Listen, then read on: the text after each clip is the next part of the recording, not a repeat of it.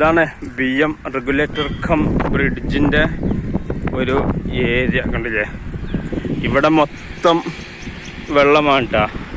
ഇതാണ് റെഗുലേറ്ററിൻ്റെ ഷട്ടറുകളെ ഉയർത്താനും താഴ്ത്താനുമുള്ള ഉപകരണങ്ങൾ ഘടിപ്പിച്ചിട്ടുള്ളത്.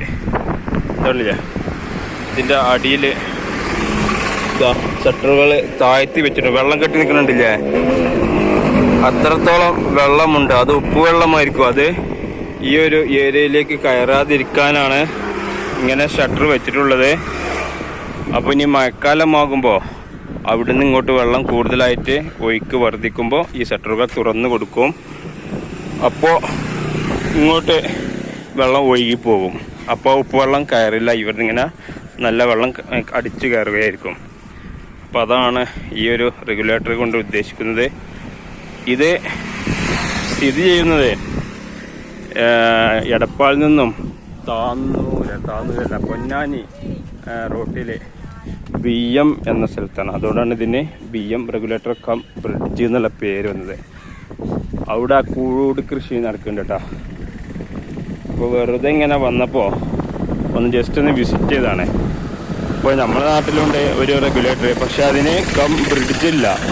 ആദ്യം റെഗുലേറ്റർ കം ബ്രിഡ്ജ് എന്നൊക്കെ പറഞ്ഞിരുന്നു, പക്ഷെ ഉണ്ടാക്കി വന്നപ്പോൾ റെഗുലേറ്റർ മാത്രമായി, കം ബ്രിഡ്ജ് ഉണ്ടായിട്ടില്ല. ഇതാണ് റെഗുലേറ്റർ കം ബ്രിഡ്ജ് എന്ന് പറഞ്ഞിട്ട്. അതായത് റെഗുലേറ്റർ ഇവിടെ ഉണ്ട്, അതിൻ്റെ സൈഡിൽ കൂടെ പോകാനുള്ള സൗകര്യവുമുണ്ട്. അപ്പോൾ അതുകൊണ്ടാണ് റെഗുലേറ്റർ കം ബ്രിഡ്ജ് എന്ന് പറയുന്നത്. ഈ സൈഡിലാണെങ്കിൽ നല്ല വെള്ളം കേട്ടാ. ഇതൊക്കെ ഉപ്പുവെള്ളമായിരിക്കും, അതുകൊണ്ടാണല്ലോ അവിടെ തടഞ്ഞു നിർത്തിയിട്ടുണ്ട്. അപ്പോൾ ഇതാണ് കാഴ്ച. ഇതുണ്ട് ആ സൈഡ് പാടത്തിൻ്റെ പോലെ വറ്റി വരേണ്ടി നിൽക്കണം. എന്നാലും ഈ ഏരിയയിലൊക്കെ നല്ല വെള്ളമുണ്ട് കേട്ടോ. സൈഡിൽ കണ്ടില്ലേ, അവിടെ വെള്ളമുണ്ട്, ഇവിടെ വറ്റി നിൽക്കാന്നുള്ളൂ. നിരവധി പക്ഷികളാണുള്ളത്. പക്ഷി നിരീക്ഷകർക്ക് നല്ലൊരു സ്പോട്ടാണ് കേട്ടോ ഈ ഒരു ഏരിയ. നല്ല ഇഷ്ടം പോലെ ബേഡ്സുകളുണ്ട്.